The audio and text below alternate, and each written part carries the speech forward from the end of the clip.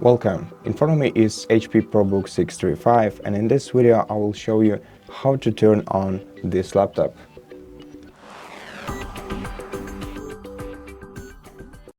So to turn it on, simply click on the power button, which is located right here in the upper right corner of your keyboard, and wait until your device boots up normally. If it doesn't boot up, make sure that it's plugged in, that the AC adapter is plugged into your PC and also is plugged into the socket, the AC adapter.